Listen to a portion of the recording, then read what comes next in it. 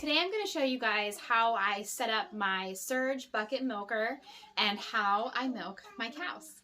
My name is Mackenzie and you are watching Little Farm Cook. So I'm going to start by getting my milker off of my shelf.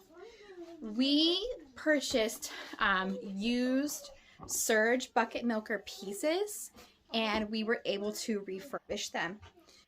We bought new replacement pieces from Hamby Dairy Supply, and I'll link that down below. And I'll also link some of the YouTube videos that we watched to teach ourselves how to do this.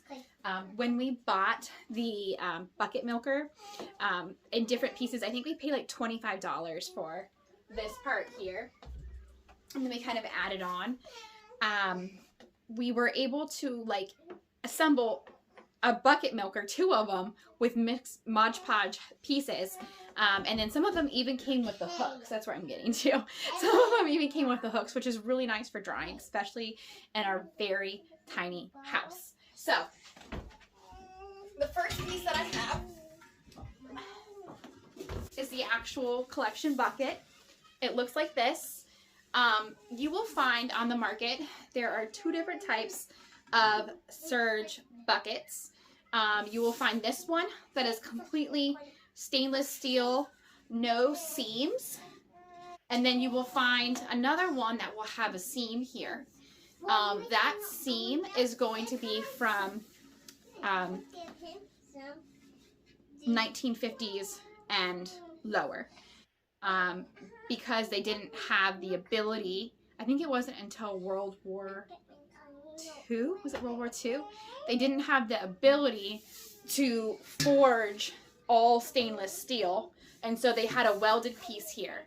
And that actually, the earlier model that has the welded piece, the welded seam here, isn't complete stainless steel. I think it's like a different type of like alloy. And then you'll find too that after World War II, they would keep this part all stainless steel, but this handle would actually be a different type of metal too, because they wanted to keep the stainless steel for other war efforts, basically. That's what I've read. So this is the bucket that I have here. I'm gonna go set it on my kitchen counter and I'll grab the rest of the pieces. Okay. Order a few of these because they're really easy to lose. They are like $18, but they're definitely worth having on hand. The pin goes inside the lid here, and it keeps the backflow of the milk, if it were to overflow, from getting inside the pulsator. This pulsator model is a C, and I can tell because there are 2 bars in there that are flat, and the head of the pulsator has these 2, almost like a rectangle, like a rectangle, but then it's rounded at the top where the pin goes in. So I know that's a C. You'll also need to know when you buy your milker what type of pulsator. Is this either a C or an S? And that's how we can tell. So this is how my lid is assembled. Pulsator, pin, lid piece, O-ring. Now I'm going to go ahead and put together, I'm going to put this on my lid first. Let's do that first. This is how I do it. My bucket milker, it has this hook here. This hook slides right on like this. You have to put it on all assembled or the pulsator won't come off because of this handle. So all this has to go on at once. And I like doing it all at once too. So now I'm going to go ahead and I'm going to grab my inflations and the steel tubes that go around the inflations. These are called inflations here, and this is what goes around the teat, and then the air that goes in the tubes is what causes it to pool, basically. So I have 4 inflations, and again, these came from Hamby Dairy. We didn't use the old ones because they were all dry rotted. You'll find that a lot when you're looking at milkers, that these will always be like dry rotted and nasty. So okay.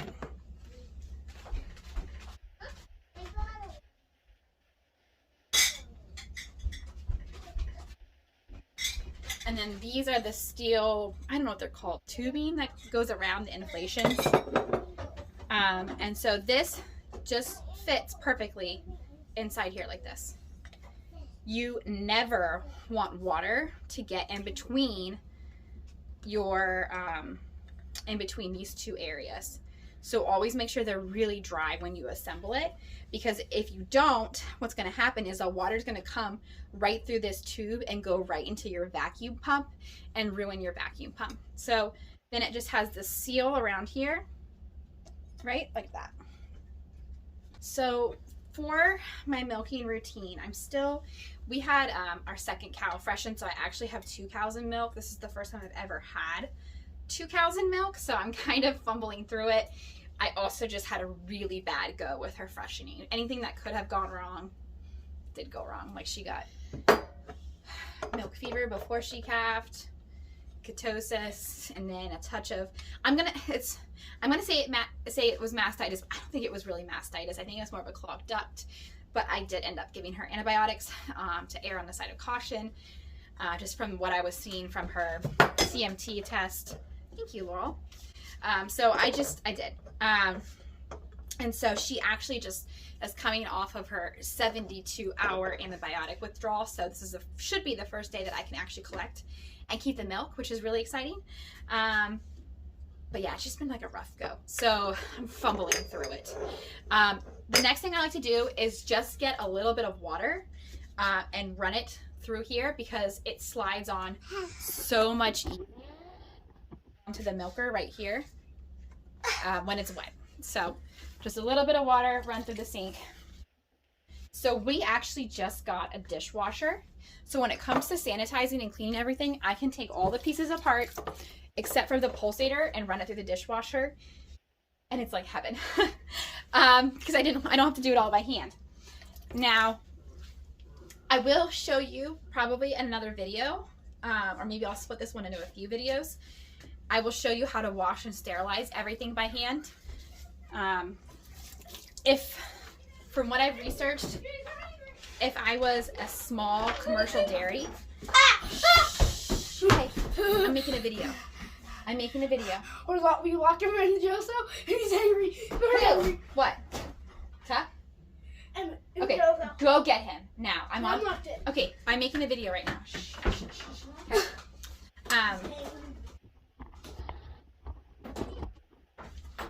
If I was a small commercial dairy, I would probably have to re-sanitize all of my equipment before I use it. But because this is just for our family's consumption, I don't have any type of certification. In Pennsylvania, the sale of raw milk is legal, but there's 2 different certifications you can do. You can do for human consumption or for pet milk.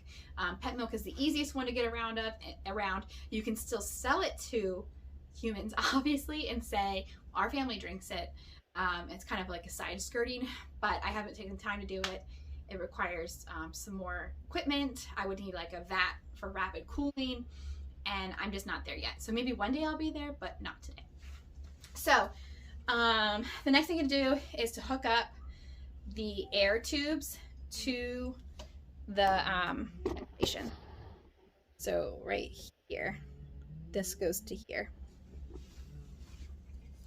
A lot of people have asked me if I like our Surge bucket milker to like another more modern milker, but to be honest, I've never actually used another one. This is all we've had. It was much more affordable than some of the newer milkers. I think by the time that we bought all of the pieces, like I said, we got these for like $25. They were super cheap off of Facebook Marketplace, and we just went around and scrounged up a bunch of different pieces. It cost about $200 for all the replacement parts, but we got 2 sets, so maybe it would only be like $100. And then our vacuum pump cost about $300 off of eBay. So all in, we were about $500-600, which was really good compared to some of the other things. I much prefer milking this way rather than hand milking. I actually really don't like hand milking. I think it's a ton of work, a ton of time, and I like being able to, especially because we have multiple cows, I like being able to be down there hooking one cow up to the milker. I can be mucking out stalls, I can be feeding other cows, I can be getting hay. It saves a lot of my time down at the milking stand, where I'd rather be in here cleaning, taking apart, sanitizing things, because I can be delegating jobs to my kids or homeschooling. And so I'd rather not be in the field sitting on a bucket milking. I'd rather just be in here. And I know it's just personal preference. A lot of homesteaders love to hand milk. Some people say that hand milking preserves the teats better and all these things, but this is what fits for our family. And that's what this whole video is going to be about, is what works for our family, what I've researched, what I've found, and what I've implemented. If you do something different or you want to do something different, that's totally okay. But this is just what we do. So now I'm going to go ahead and get my cart ready. So I'll show you guys my cart next. So this is my milking cart. Our milking station is actually on our neighbor's property, and it's pretty rustic. It's just a 3-sided thing. It's nothing really fancy. I don't leave anything down there because it's not a clean place to leave things. Mice could chew through things. So I just have my cart, and I store everything that I need right here in my basement door, under the door that we typically don't open, to kind of keep it all there. The other thing is, because our pump is a little bit more on the cheaper side, you could say, it doesn't withstand cold weather really well. It just kind of sputters and has a hard time. So if I found the first year that I used it, if I left it in our garage or in the barn, it wouldn't warm up really well. And so keeping it in my basement actually keeps it conditioned better. So sluggish. It's not a big deal for me, but it's just something that to consider. If you buy a pump and it's not a super nice one, you might have to baby it. Okay, in this next shot, my audio cut out really bad, so I'm just going to do a voiceover. So right here, I'm just explaining my cart. This is just one that I got from Tractor Supply. I use a cart because it's at our neighbor's house. I have to bring everything back and forth. I have a specific setup for everything and where it goes in my cart, as far as being able to reach the plugs, so water's not splashing on my pump, and dirty things aren't touching each other. I try to keep everything as sanitary as possible. I had like a really nice tea dip bottle, but it basically just fell apart, and I'm kind of tired of buying junk all the time. So this is what I use. I will buy, this is the iodine that I use. I'll just buy it in a big bottle. I think it's like $35, and then I'll just refill it in that jar. I don't know. Next thing I'll add to my cart is my vacuum pump. Like I said, I put it right up top here, and you'll see why. You'll see why in a minute. I have this method to my madness. Also on my cart, I have a curry comb and a dry brush, and I use those two to clean her off. And then the last thing I have to add is my bucket of warm soapy water. For my teat wash, I just do warm water, some Castile soap, and some vinegar. I've used like the scented kind, and they've honestly been fine. Typically I try to use the unscented. This is Dr. Jacobs. Dr. Bronner's is another brand that I've used before, and that works just fine too. Just find whatever's local. Then for vinegar, I just use the cheap distilled white vinegar. I think it's 5%, just food grade. And I just throw some in too. You don't need a lot. There you go. And I just fill it up to the top with warm soapy water. For wash rags, I actually just have these microfiber doublers. They're diaper doublers from when I cloth diapered, and I just never threw them away.